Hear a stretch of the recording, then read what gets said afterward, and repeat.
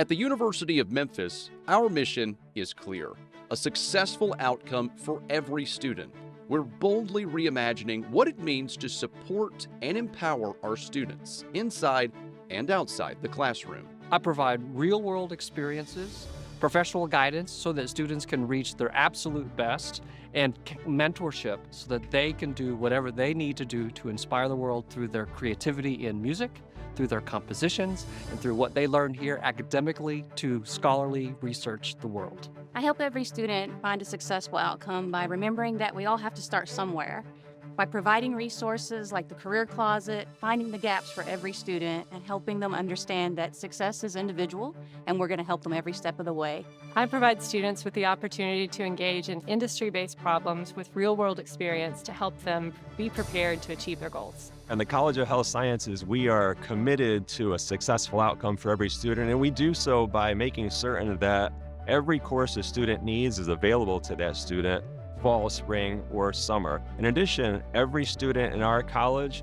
is guaranteed an internship opportunity or a residency teaching opportunity. We know the value of internship. A lot of our students are receiving job offers based on internship, and it just gives them a much better understanding of what they're getting into in that particular career.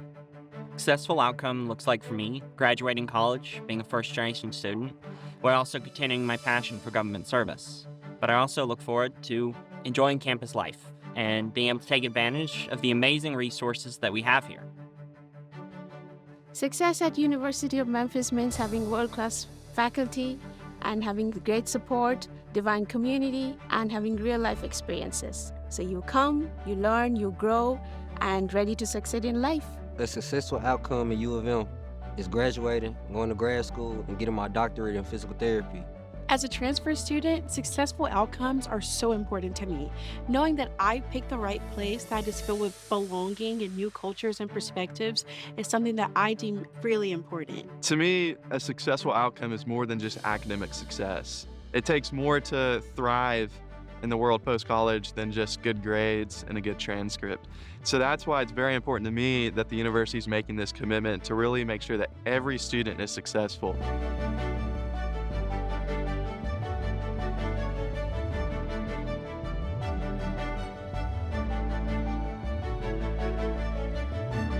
The University of Memphis is more than a place for learning. It's a launchpad for success for every student.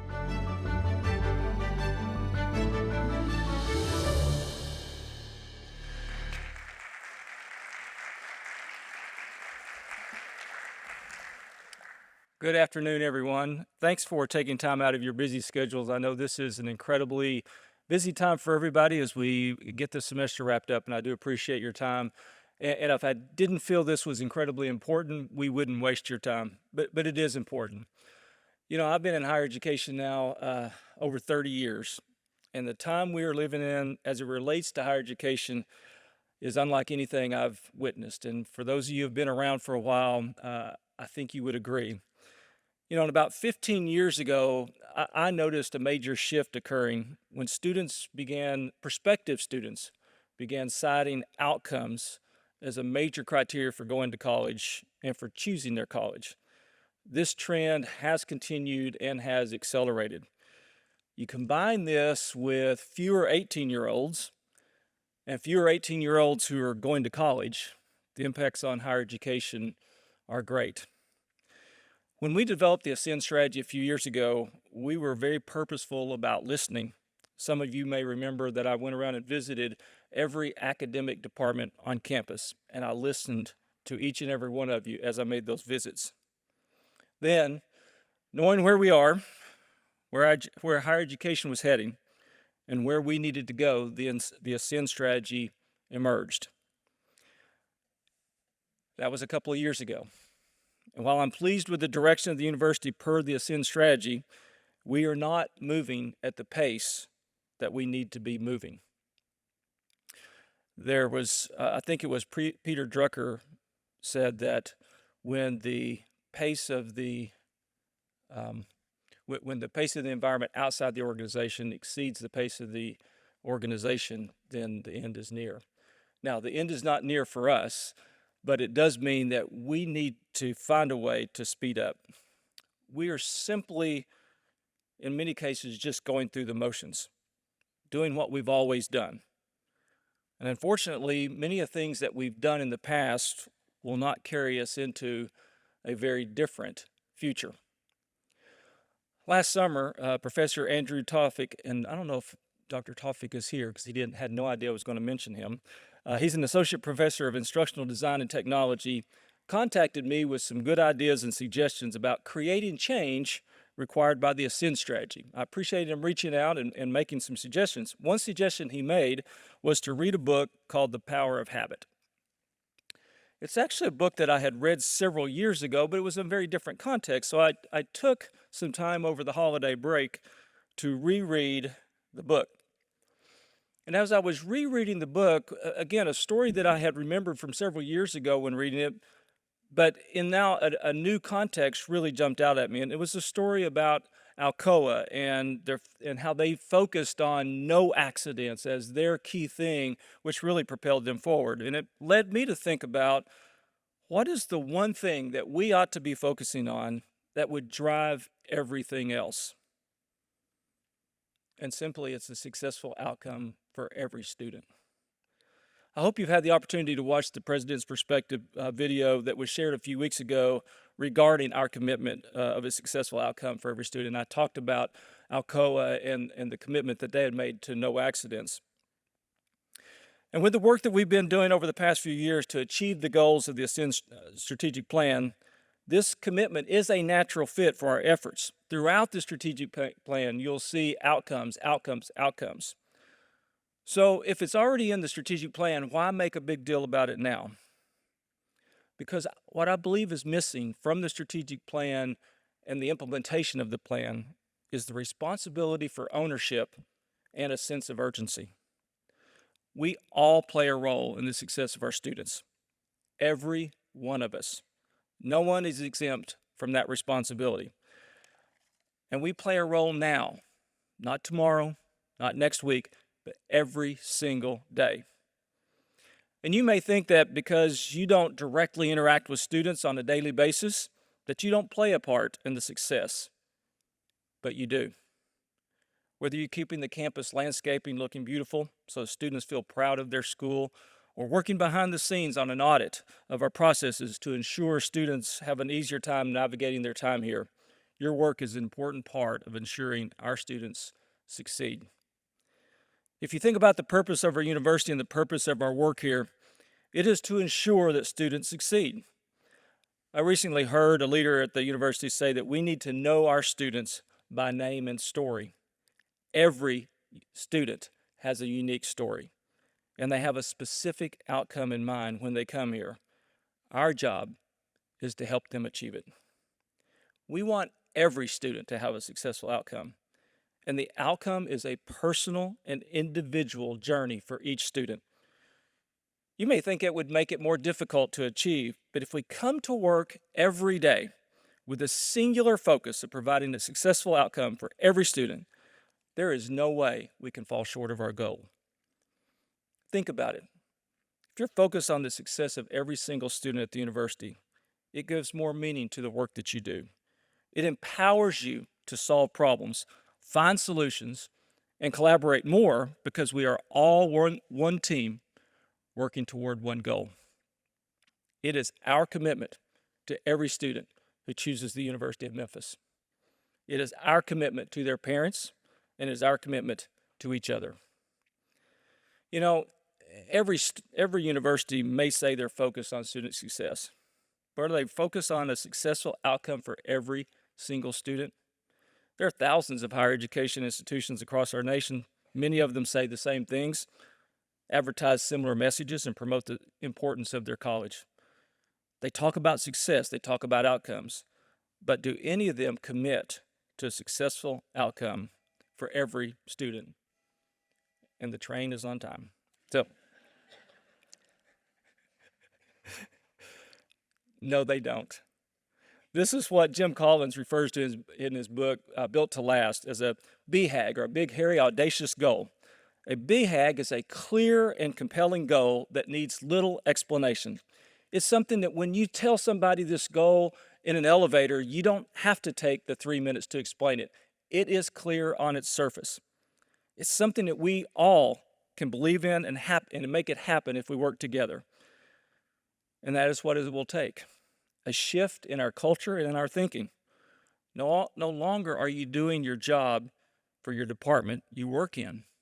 You're contributing to a successful outcome for every student.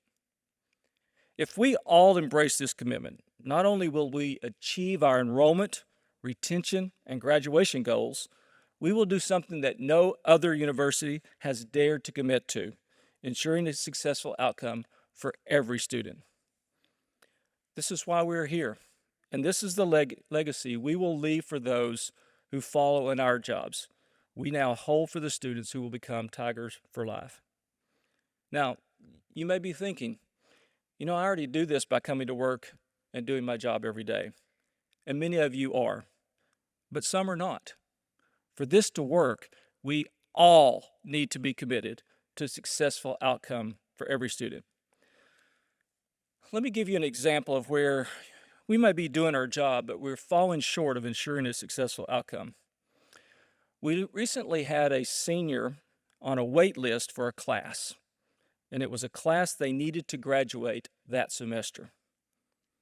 Faculty said, "It's not my problem. Somebody else assigned the classroom and the cap." Registration said, "Not my problem. Class is full. No more students can register."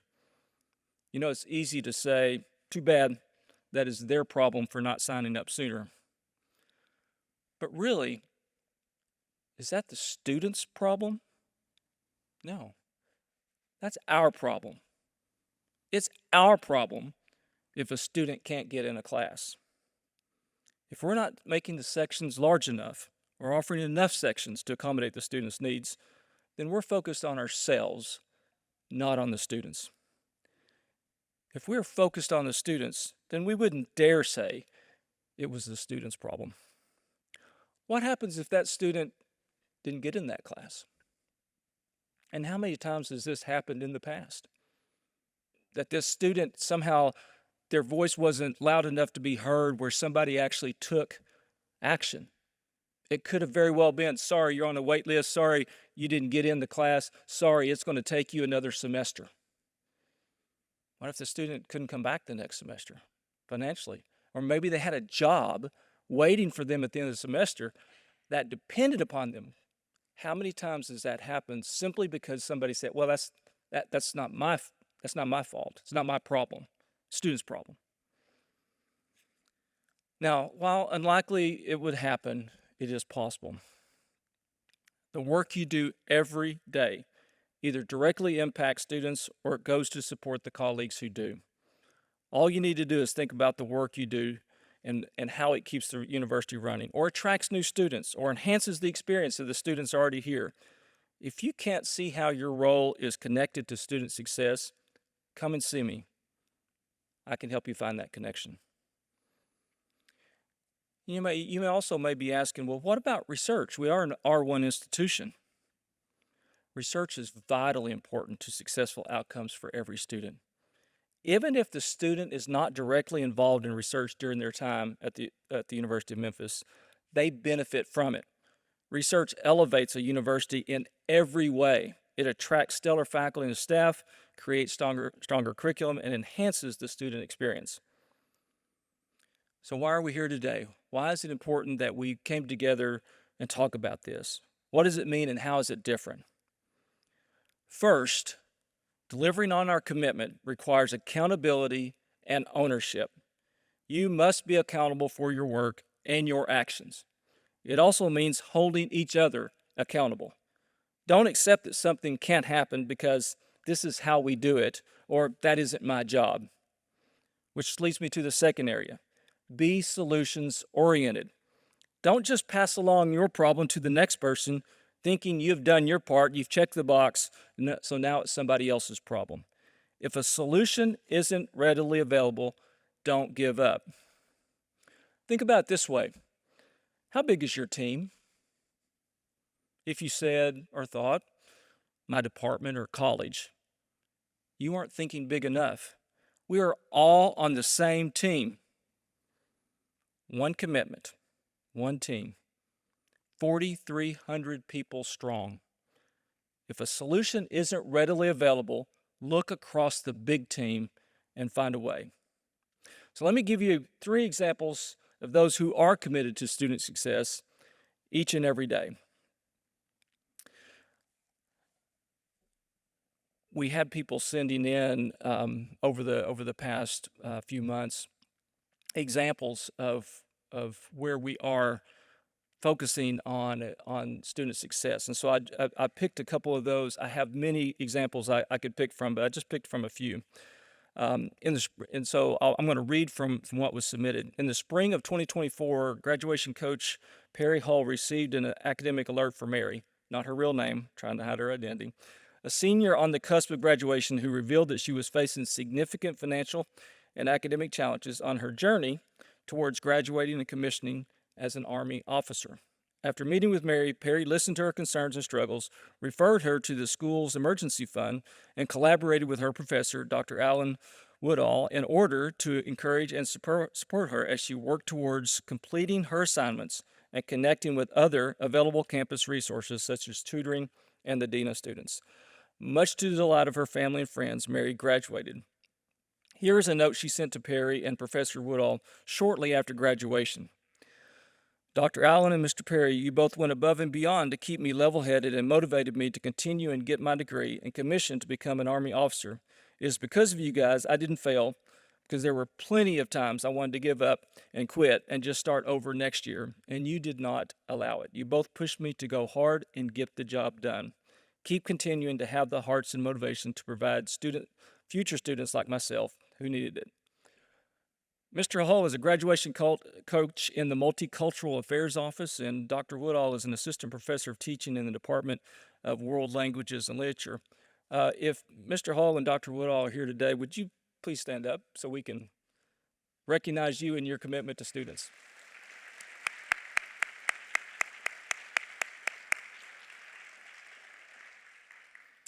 A second story. Again, I'll read from what was sent to me. Architecture is a time-consuming and difficult major. As such, they have a number of students who decide to change their major during the first part of their first term while taking the Introduction to Architecture course. Although students are advised to take enough credit hours so that if they decide to drop their architecture courses, they will still have enough hours for scholarships, financial aid, and so forth. Unfortunately, each year they have students who do not do this. To help these students maintain the required number of credit hours after dropping the architecture courses, Professor Jennifer Barker set up a second part of term 3 credit hour course she teaches specifically for those students. Although the numbers are small, this helps students who are changing their major as well as those who want to come back to the architecture the following fall. Now, Professor Barker is an associate professor in the Department of Architecture. She did exactly what she needed to do to help these students succeed. You know, it would have been very easy for her to say, it's not my problem, especially, we told them, take plenty of hours in case you have to drop something. And especially for those who were going to change their major, really, not her problem. But she did what was best for the student. Now, I invited Dr. Barker to be with us today, but unfortunately, she's doing exactly what she should be doing at this moment, teaching a class. Her department chair, Michael Hay. Michael, are you here? Would you please stand and let us thank you in Professor Barker's absence? There you go. And finally, a few weeks ago, a student was clearly lost in Wilder Tower. Someone from the enrollment office noticed a custodian who stopped what she was doing and went out of her way to help the student find the academic advising office she was looking for. This simple gesture will matter to that student and could be the difference between staying or leaving the university. Everyone plays a role. Custodians, landscapers, administrative assistants, teachers, researchers, administrators, everyone. From the simplest of things to the complex, we all must do our part to contribute to student success. These are just 3 examples, and I've got a stack of them here I could show you. When we catch someone doing something right for our students, let them know. We actually have something on our website that Michelle will probably tell you about, or something we send out. It's called Tiger Spotlight. It gives you an opportunity. If you see somebody doing something good, going out of their way to guarantee that student's success, let us know. We'd love to hear those stories. Now, I understand that commitment is a two-way street, which is why we'll work with all incoming freshman students to outline and transfer students and what their commitment needs to be for a successful outcome. It takes everyone working together for this to work.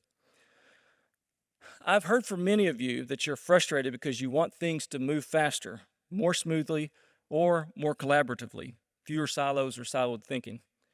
Today is your day. We are committing to work together to ensure a successful outcome for every student.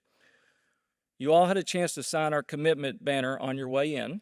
If you have not signed it yet, please do so before you head back to your work. This banner will be displayed in the University Center as a symbol of our commitment for all students to see. I also realize that this may be hard for some to get on board with initially. I hope that by seeing the shift in our culture, they will come along quickly. But those who don't or won't will no longer have a place at our university that has a singular and clear commitment to a successful outcome for every student. This is not a marketing campaign, a tagline, or slogan.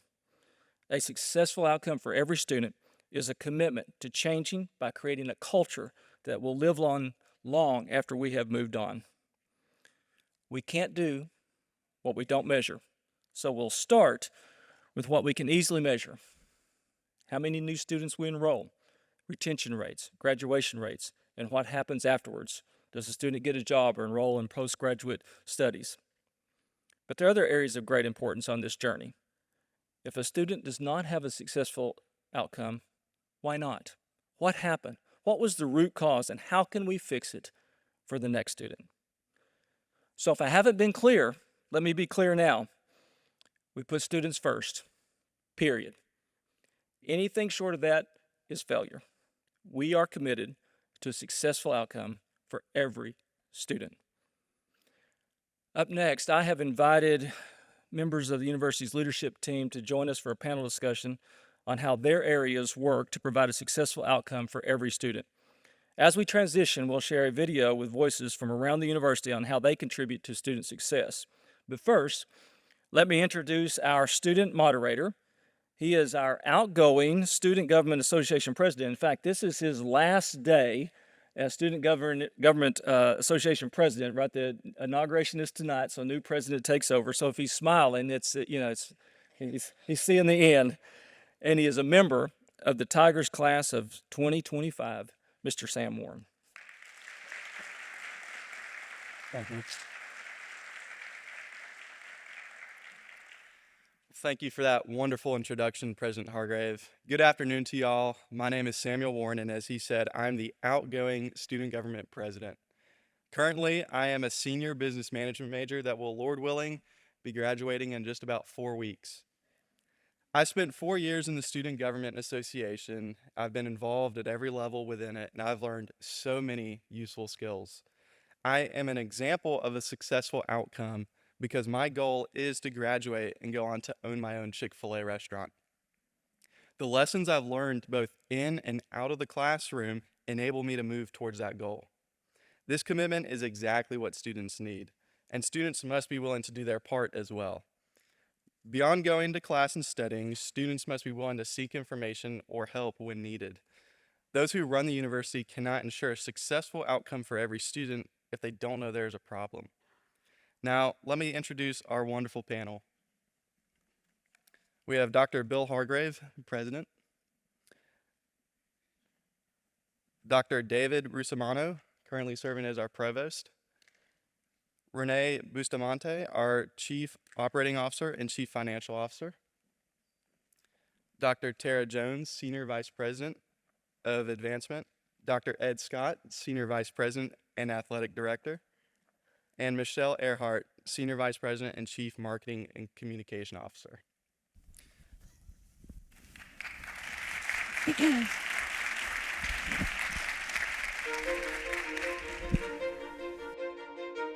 A successful outcome in athletics allows a student athlete to pursue both their athletic endeavors and their academics.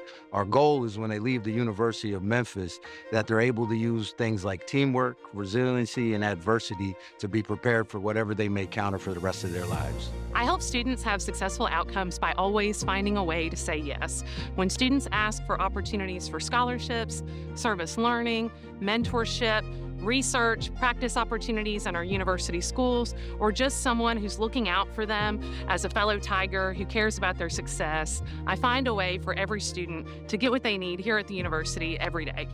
The Division of Research and Innovation brings cutting-edge research opportunities to our students, funded by the Department of Defense, the National Science Foundation, and the National Institutes of Health.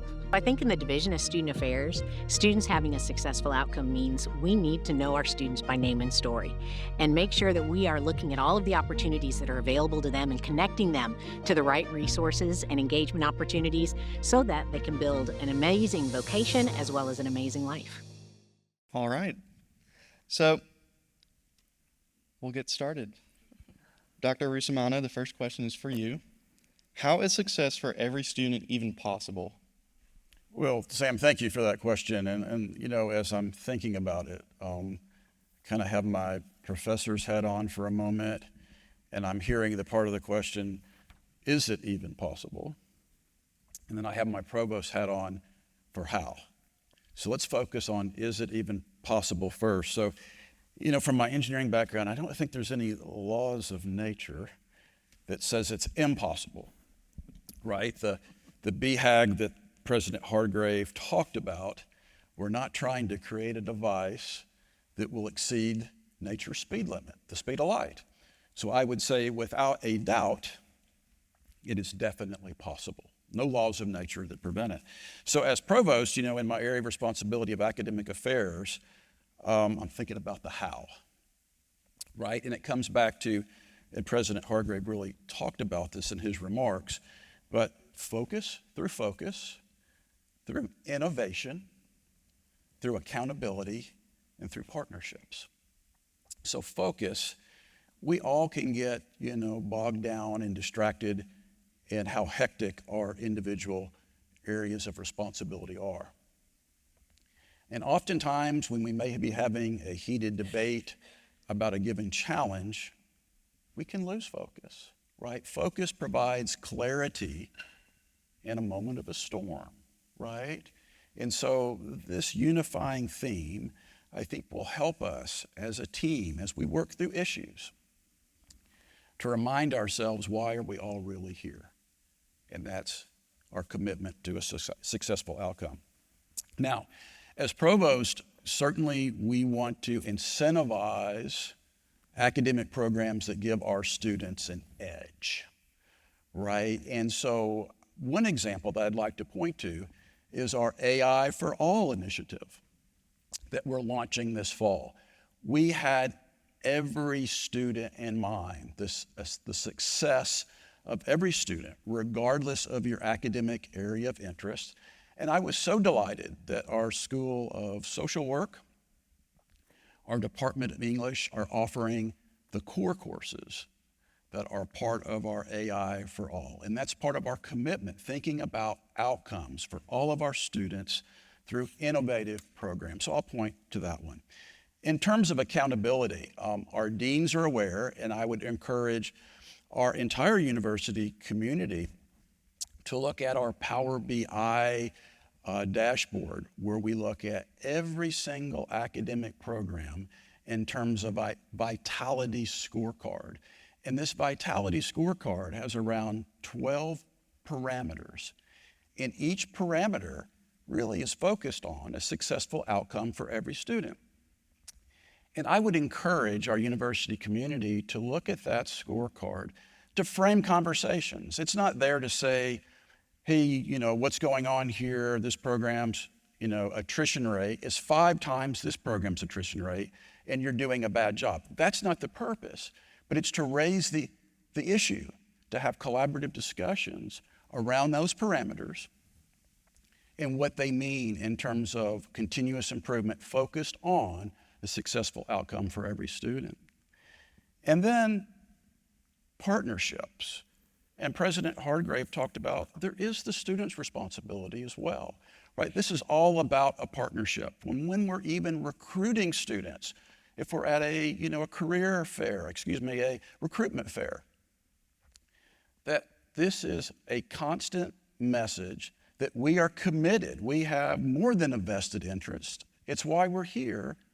We're committed to a successful outcome for that student from the recruitment phase to new student orientation throughout that student's career, academic career with us. It is our single focus. Focus, innovation, accountability, partnerships. That's how we're framing it in academic affairs. Thank you. Now, I do have a follow-up question for you. What happens if a student isn't successful? Wow, so the first thing, okay, I'm engineer, and I'll show that part in me in the sense that you may have seen, a television show about air disasters. And I find those kind of really interesting. And what you'll find in almost every air disaster, there's not just one single point of failure. It could have been a very experienced air traffic controller was out sick that day. Maybe the person that was taking on the responsibility, maybe they didn't receive all the training, or there was something there that there was a shortcoming in their preparation.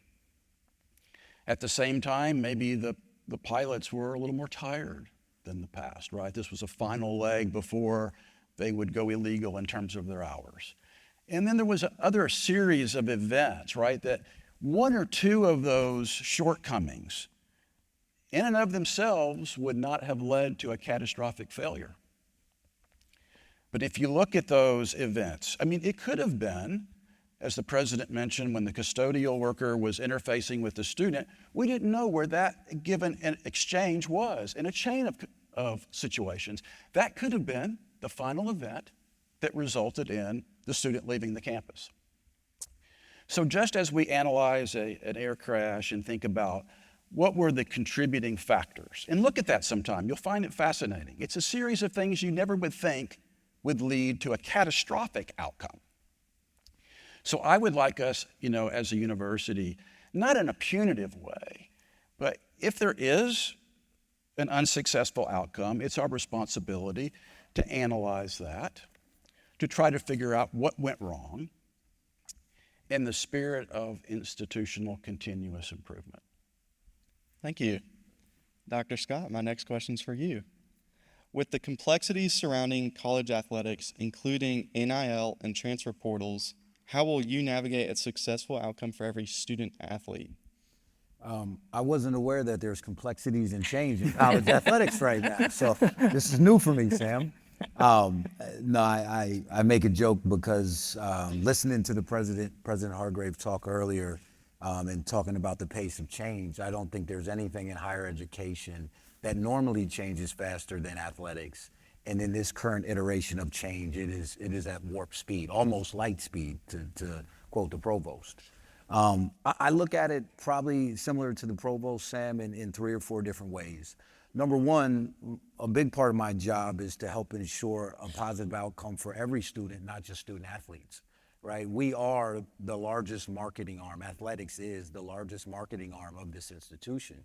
And so we're able to help other departments, when we talk about partnerships, attract students from places that we might not be able to reach through conventional means, right? So that's the starting point, is how do we help recruit qualified young men and women to be able to come into the University of Memphis and see themselves, as our commercial says, me in Memphis, right? That's the starting point. I think the second thing is I look at athletics as a former student athlete as experiential learning.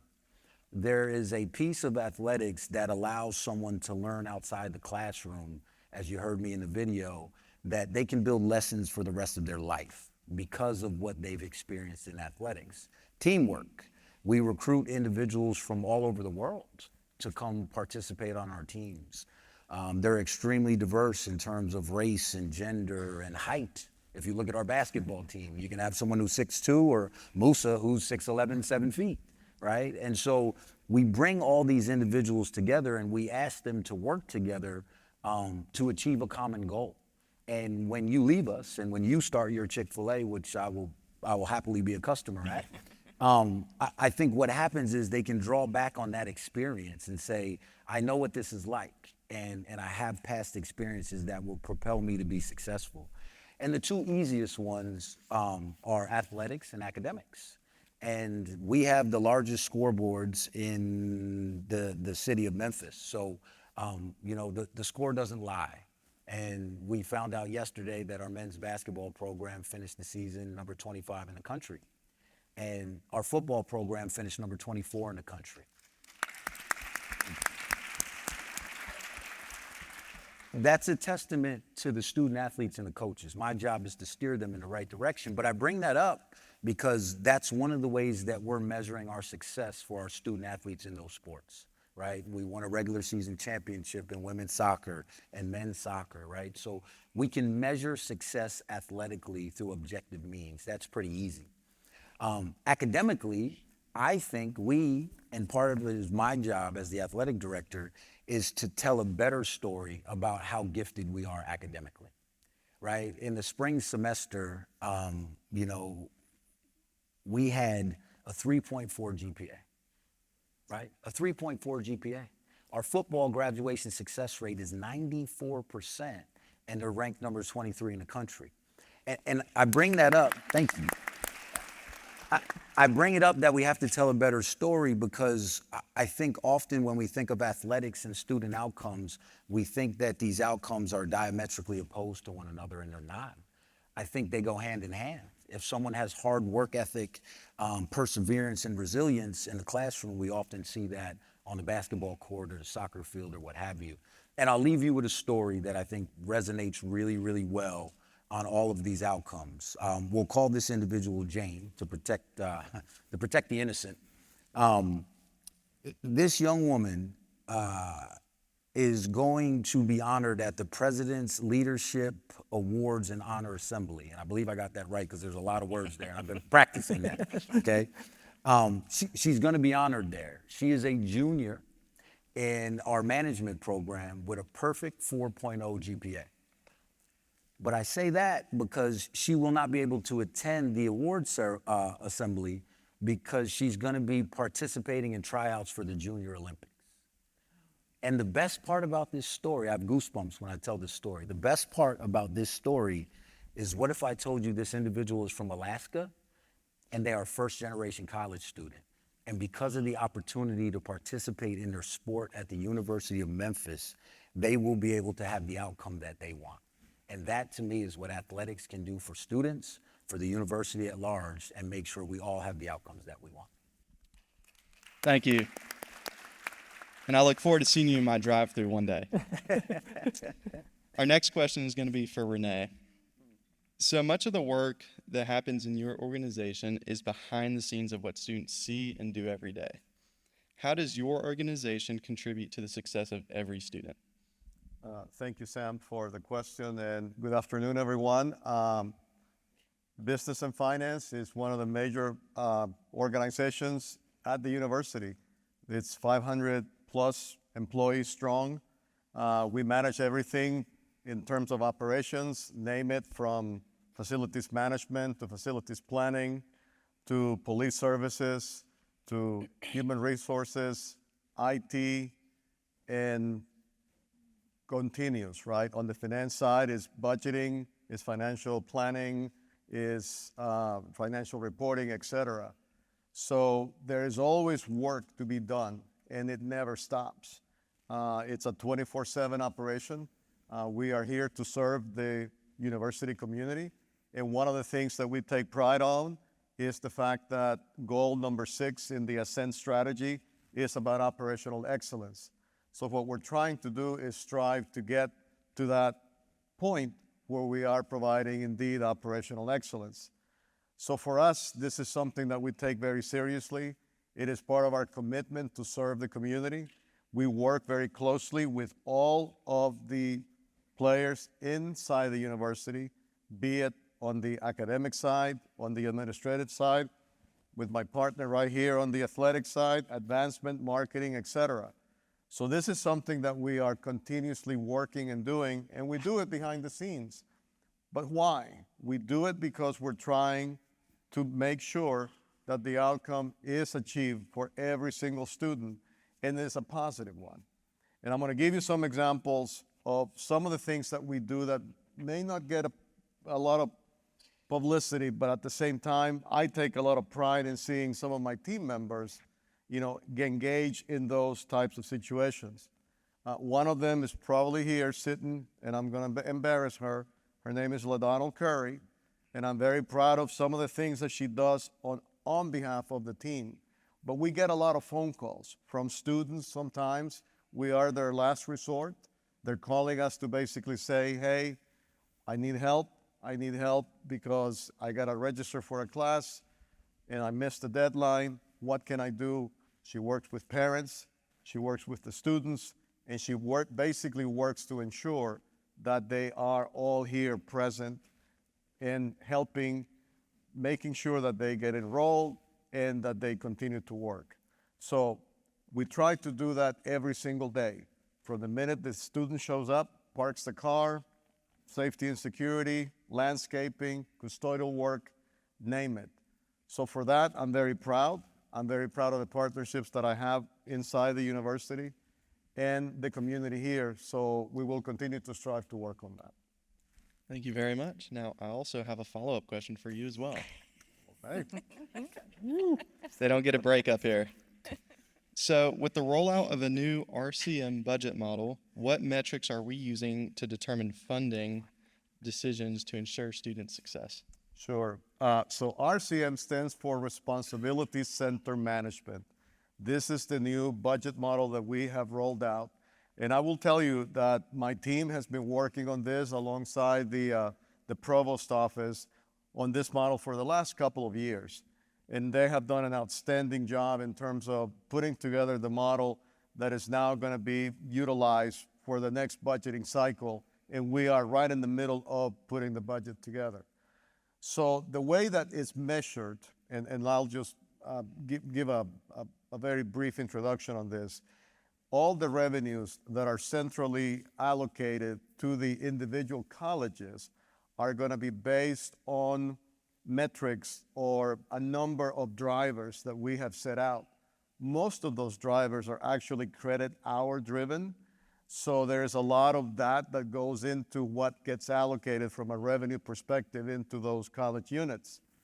At the same time, as you all know, most of our funding is coming these days, or a big chunk of it, from state appropriations.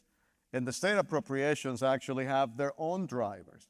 And some of those drivers are based on achieving outcomes. And what are those? Graduation rates. So for us, it's a combination of all of that.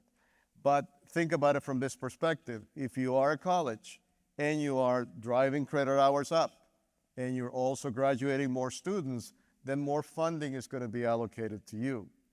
Then the last thing that we're doing also centrally is we're working on creating a budget that has a strategic initiatives fund. So that way, if there are strategic initiatives that we need to be funding at a central level, we want to be there to support those initiatives. So those are going to be some of the things that we're going to be working very actively, but I can tell you it's a collaborative effort. It is not something that I do in a vacuum. I work very closely with the president, the provost, and the team that is over here on stage, along other players on this university. And again, the goal is to achieve a successful outcome for every student. Thank you very much. Dr. Jones, my next question is for you. So how does your team contribute to student success when it focuses primarily on fundraising and alumni? Thanks, Sam. So all the work that we do in advancement is focused on improving the student experience. So we raise money for scholarships, we raise money for faculty support, and for new facilities like the one we're sitting in right now. And we have the opportunity to be able to do that. We have team members who ask people for gifts. We have people who process the money, and we have people who thank our donors for all their contributions. And I tell our team, every gift that we receive goes back to the student in terms of improving that experience. And how do we do this? We do this by engaging our alumni, friends, community, businesses, and foundations. And we ask people to engage with us in a variety of different ways. We ask them to mentor our students, hire our graduates, contribute to scholarships, and give to Student Emergency Fund. And actually, last fall, we had on Giving Tuesday, we had over 170 people give $38,000 for the Student Emergency Fund. And one of the things, Sam, that you experienced this week, you and some other students had lunch with some of our donors who fund our senior class luncheon. And that's something that is special here at the University of Memphis as a tradition, and that was funded through a donor family. And while we do great work here engaging people in Memphis, we also want to make sure that we are expanding our reach and going all across the country and asking people to get involved with us and our students. And so you should be able to see that our targets for 2025, we're relaunching our 4 of our alumni chapter networks in DC, Dallas, Nashville, and Chicago. And we're having events and elevated tailgates with our athletics colleagues here so that we can really cast the net widely. And if somebody wants to be involved with us to help our students, we're going to figure out the best way that we can help them be able to do that. You know, one of our jobs in advancement that we have to do is we have to balance short-term funding for our students as well as long-term funding for our future students. And one of the ways that we do that is through an endowment. And so we're cognizant that we need to raise as much money as we can for the students who are here with us now, but also knowing that we have future students who are coming. And building our endowment is one of our goals that we are looking towards. And you can see we are tracking behind our current peers and our aspirant peers as it relates to the endowment, but we really owe it to the University of Memphis and to our current and future students to be able to build that up.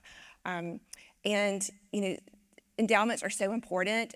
One of the things, it provides that ongoing stream of money that helps to improve that student experience, but it also helps to make tuition and other opportunities affordable for our students. So I'm really excited about the work that we get to do to do our part to have a successful outcome for every student. Thank you. Our next question is for Michelle. How does marketing and communications for the university contribute to individual student success?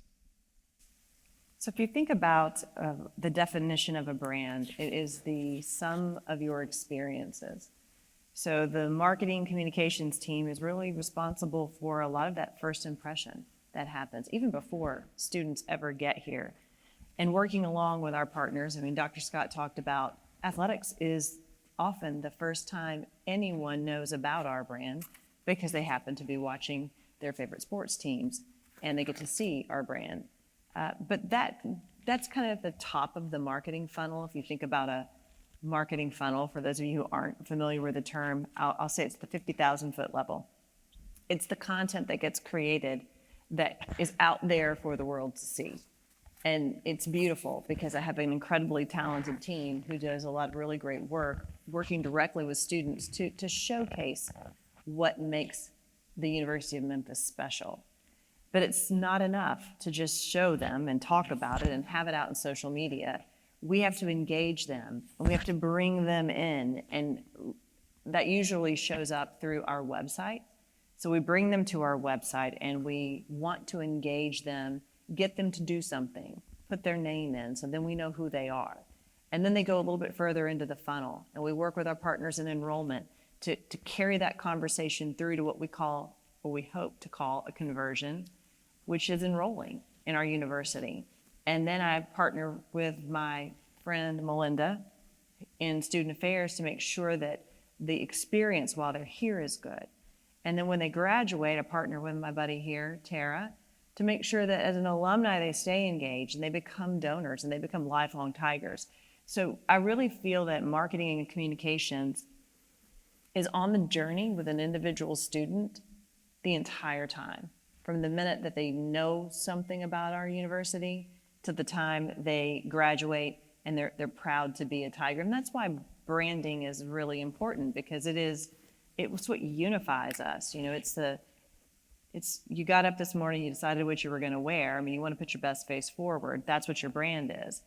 But then there's the soul that makes that come to life. And that is really what this department tries to do. And my team is out talking to students almost every day. I'm looking at my social media team right down here in front. They're out there talking with students on a daily basis because we need to know what they care about so that we can get their attention, so that they'll think we're pretty, and that they'll come to our website, and that they'll convert, and they'll come to our school. So it's kind of an ongoing process, and it's never ending because we're always learning and we're always growing. But I would say marketing and communications is part of the journey from beginning to alumni. Thank you very much. Dr. Hargrave, my final two questions are for you. So how can the university better empower and involve staff in supporting the goal of a successful outcome for every student, especially in non-academic roles? Now, I mentioned earlier in my remarks that it's everybody's responsibility and everyone has a role. I want everybody on this stage right now to say, I am responsible for student success. I am responsible for student success. I want everybody out there to say it, and I want not just to repeat what I asked you, but I want you to say it, and I want you to say it and mean it. I am responsible for student success. Every one of us has a role. And when we, sometimes when you think about, gosh, we've got 21,000 students, how can you do this? How can you look at a commitment to success for every single student, a successful outcome? How can you do that? Well, as I mentioned earlier, you can't look at it from that perspective. You have to look at it from every single individual student. And that's why I know we will not and cannot fail when we take it down to the single student. Because if when you repeated that back, if you said it and you truly feel that and believe that, and everybody must feel that and believe that, then when that student walks into your office, if you're a student-facing staff member, faculty member, when they walk in, there's nothing more important than that student and that student's success. And one of the worst things we can do, and we all have seen it, it's happened, and I don't think it happens a lot, but if it happens one time, it happens too many, is somebody to say, I'm sorry, I can't help you, that's not my responsibility. When that student comes in to see you, it is your responsibility. Do what that custodian did over in Wilder Tower and take that person and get them to the right place if it's not an area where you can help them directly. And then follow up with that student to make sure that they got to the right place, that their problem was solved. You need to take individual ownership and responsibility for the success of that student and ensuring that that student's problem was resolved. We all have to do that, one student at a time. If you're not student-facing, you're helping those who are student-facing. And we've got to find better ways of being, and Renee talked about this from a business and finance, of being more efficient and effective with our resources. If you're in an area, again, that doesn't face students, but you're helping faculty and staff who do, if you see an area where we can be better, then escalate that to a supervisor all the way up to my office. If you have suggestions on, look, we can be better here, or I'm seeing this instance here where it's causing students to fail out. And we've seen that, Renee and I have talked, and his group has done a great job around this area of students not being able to pay a few $100s, which locks them out of the system. And Tara talked about that with these emergency funds. And it's a huge issue. And people in Renee's shop realized what this was doing to hundreds, if not a few thousand students. They're not student-facing, but it was absolutely impacting that student when they owe $200, that they could not pay that bill. They could not register for that next semester. If they can't register for the next semester, they're out that semester, and the chances that they ever come back are almost zero. They fixed it. Now, it's not completely fixed, but it's better. And Tara and her team then as she talked about with Giving Day, that was a focus, right? Why? It's because we are cutting down the silos, we're looking across, and the folks in Renee's shop could have just said, hey, my job is just to collect the money, and if they don't pay their bill, it's not my responsibility. Would have been easy for them to say, but they didn't, and as a result, we brought back hundreds of students who would have otherwise left us. It's everybody's responsibility. Thank you. I've got one final question. How do you plan to make sure everyone is getting the message and changing behaviors in order to ensure a successful outcome for every student? You know, the provost really spoke to this and said it best when he talked about looking at, although it was kind of a morbid way of looking at airport disasters, but you know, the engineering and it works. You know, it works. But it is some forensics on when a student isn't successful. What happened? What happened to that student? Right? Was it finances? Was it academics? Was it the experience? Was it a personal? You know, we know what the categories are right now broadly, but you know what? Today, we cannot tell you how many students we are not successful because they financially couldn't handle it, or how many were not successful because they had a problem academically or personally. We can't tell you that. We can tell you the categories. But if we're going to solve the problem, we have to measure that. We have to know those things. And as the provost indicated, it's probably not a single thing, right? It's probably a combination of things, but we have to figure those things out.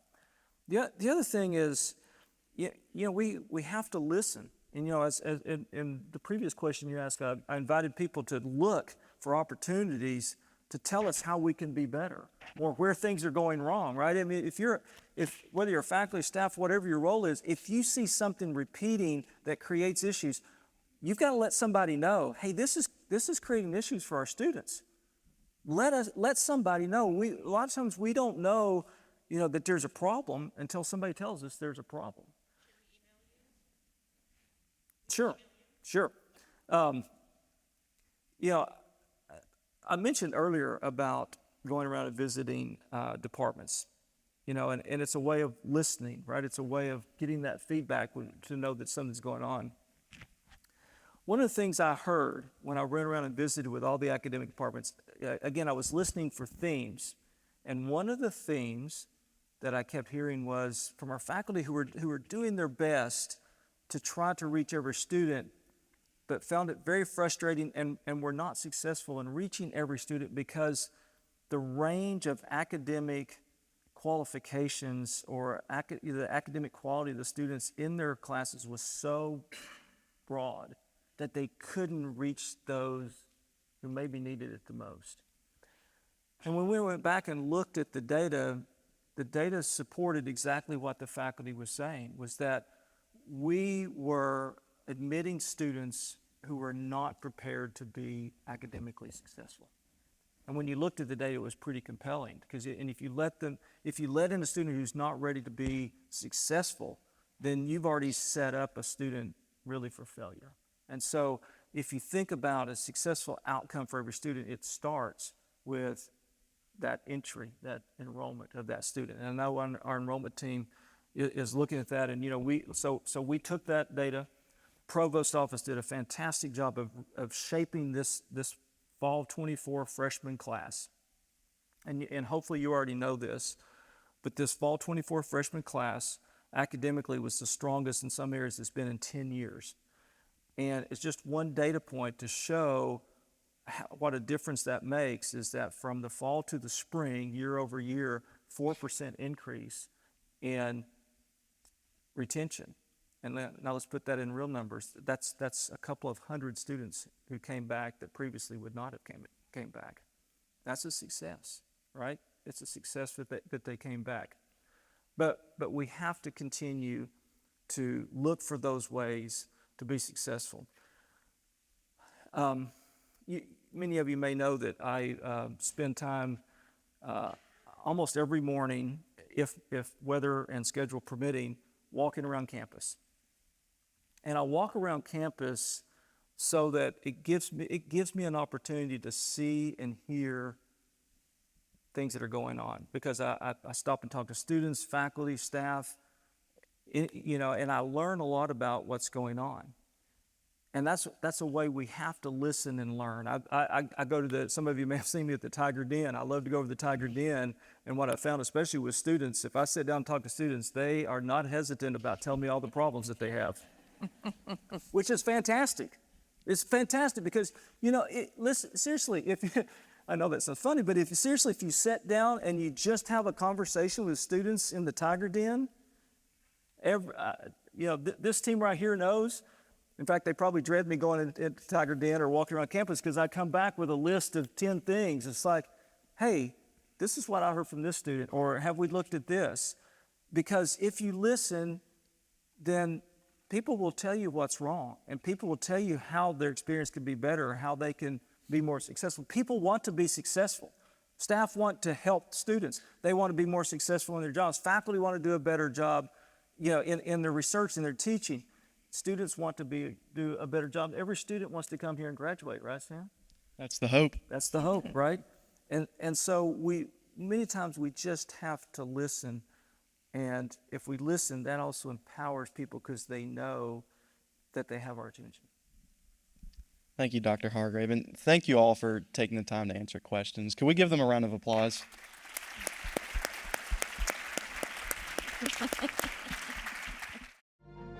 I'm committed. I'm committed. I'm committed. I'm committed. I'm committed. I'm committed. I'm committed. I'm committed. I'm committed. I'm committed. I'm committed. I'm committed. I'm committed. I'm committed. I'm committed. I'm committed. I'm committed. Peace out. It's your boy, Frank.